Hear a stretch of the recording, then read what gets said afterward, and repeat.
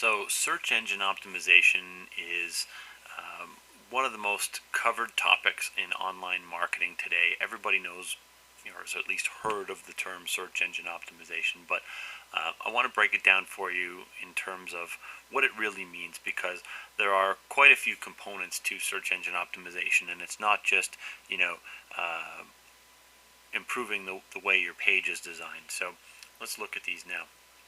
So what I consider to be SEO, or search engine optimization, critical components, the number one component I think when it comes to search engine optimization is link popularity. It's important for you to get links to your site from high quality websites using the hyperlinks and anchor text you desire. I'm going to show you how to improve your link popularity very effectively today. But I just want you to understand that this is not a quantity game as much as it is a quality game. If you have really good quality links that have high page rank or just high popularity in general, you're going to do very well. You could have 10,000 crappy links on forum signatures, all over the internet, or you could have 500 really good links from some high quality sites like Flickr and YouTube and high quality Web 2.0 sites. So we're going to discuss link popularity at further length in this video.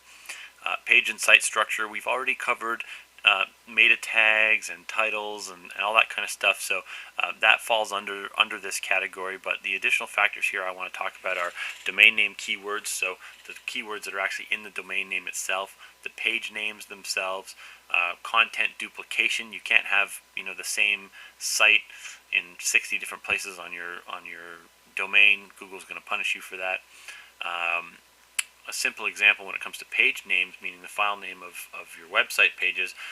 Here I'm using a free chocolate sample, so a good page name would be get-free-chocolate-by-mail.htm. A bad page would be page2.htm, which doesn't tell Google anything about the content of the web page. And again, we don't want to keyword load these pages. Be descriptive about what is on the page. Instead of saying contact us, you could say, contact us for free chocolate, or contact us for internet marketing, or something like that, .htm. Again, important to be relevant to the content of your page. Site depth and visitor statistics. Not a lot of people know that Google actually tracks the information about your website and uses it to determine your rankings.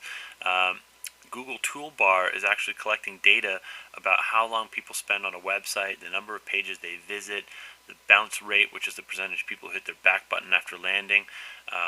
All of this information is used to determine a site's quality and ranking. So it stands to reason that a site with a 50% bounce rate might be better than one with an 80% bounce rate if all other things in terms of link popularity and site structure and everything else were equal.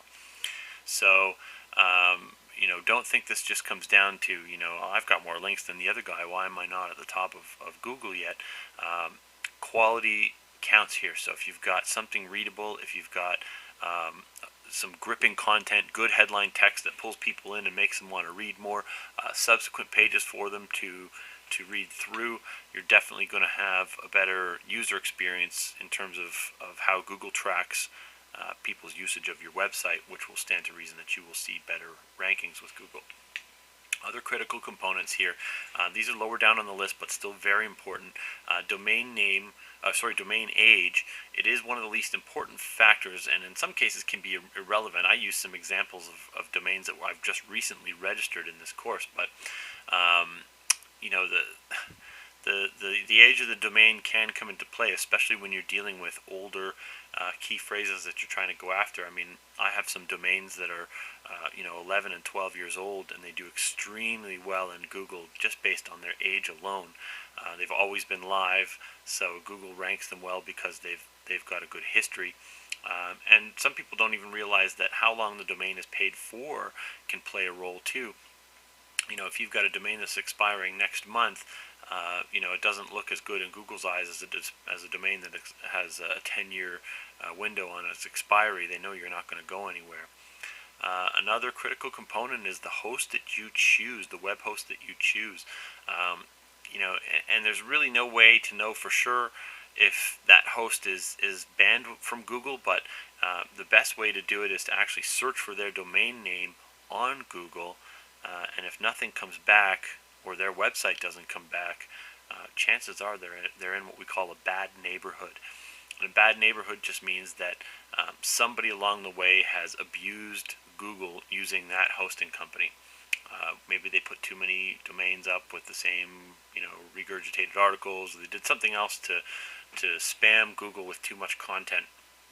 And sometimes what Google will do is they will ban not just one IP address, but they'll ban an entire block of IP addresses, thousands and thousands of IP addresses on one particular hosting company or ISP. So, you know, it's important to understand that this is a factor. It usually doesn't come into play for people if they're using big hosting companies, but it is something that you're going to want to do. Go and look for your hosting company on Google and make sure that they're getting ranked and that they actually have a listing on Google. If they don't, it's a sign. It doesn't necessarily mean for sure, but it is a sign that they may be considered a bad neighborhood with Google, which could be affecting your ability to rank. It needs to be mentioned here. I don't like their service at all, but I do use Yahoo Small Business Hosting for many of my sites. My experience shows that Google really likes Yahoo's IP address blocks, and many of my new sites get picked up by Google within days of going live. So if you're looking for a hosting company, I don't recommend them from a service perspective. Their service is awful, but in terms of having an easy to use host, they can they'll give you a domain and a hosting account for I think $9 a month with tons of great tools like WordPress blogs and all kinds of things you can just one-click install into your website. So that's also a very good hosting service. So let's start with link popularity. Link popularity is probably the most important component about. Really, this whole course is all about link popularity, but it's also about building traffic from other websites. But the two kind of go hand in hand. So I'm going to show you a diagram here. Now, this is a diagram that I use in my courses to illustrate how link popularity works. So in the middle here is a picture of your website, and stuck to your website are blogs that you may be running, pages on your website, videos that you've published, press releases that you may have done, images that you've got out in the web space, other websites that support your site on some level, and articles that you may have written. And then on the outside is sort of this web of different sites. So if we start at the top here, we've got Scribe.com. They're a document sharing site, so your PDFs would get uploaded to them. Digg.com would be a social bookmarking site. You would actually link your scribed content to Digg.com. You would also link your YouTube videos, your Google videos, possibly your blog posts. Almost everything else in this list would actually get submitted to Digg. Delicious is similar as well. It's another social bookmarking site. You would submit all of your content to Digg. We're going to talk about all this kind of stuff shortly here, but I just kind of wanted to show you this diagram to illustrate. Some people might get this just by looking at it. Others are probably going to need a little bit more explanation. So if it confuses you now, don't be afraid. There will be more explanation, and you'll get it at the end of this course.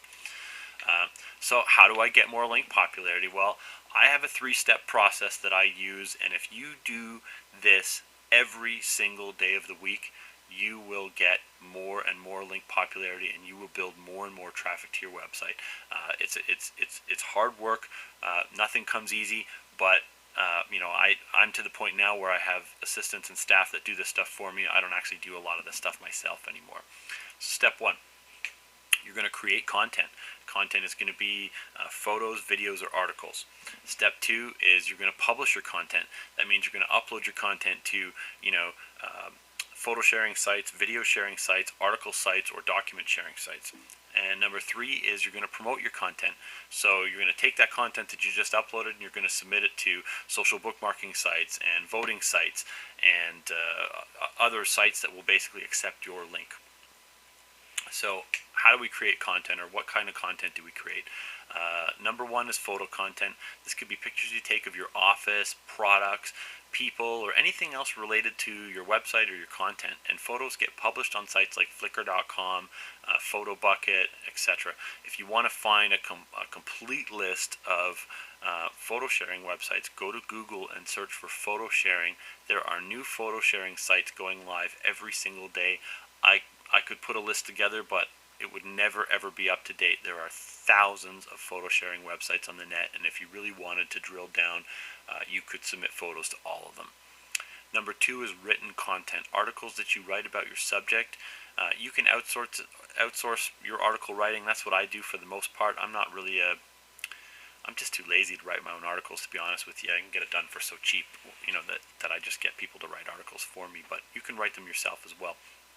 And of course, in your articles, you want to make sure to use anchor text hyperlinks within. So, if in my case, if I'm writing about my internet marketing course, everywhere the internet marketing course is mentioned in my document, I'm going to want to link it back to my website or Make Money Online or any of the keywords that I'm kind of going after. So, articles that you create can be uploaded to Scribe.com or other article websites.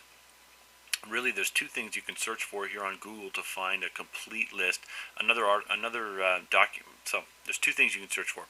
First one is document sharing. Scribe.com is a document sharing website, so similar to YouTube, you would just upload your PDFs or your Word documents directly to Scribe, and they're going to publish that content for you.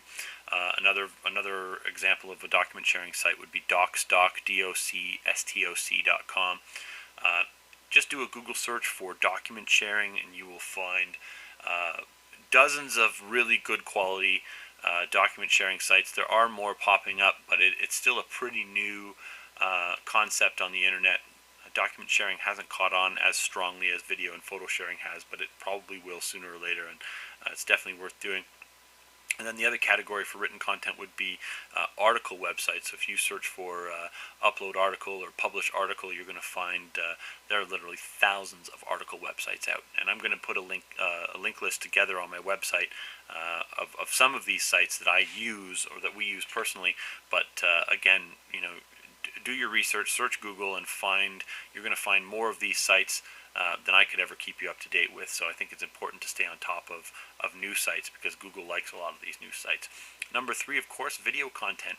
You see this stuff everywhere. People using YouTube.com to talk to the camera or to talk to their customers, or they put up their customer testimonials or demos of their product, or pictures of or videos of pretty girls. I like to upload videos of girls playing with money, or whatever it might be.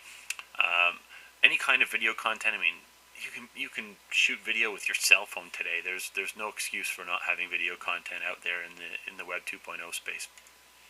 So again, you're going to publish your content. You're going to upload using various photo and video and document sharing websites. You can upload your content to hundreds of high quality websites.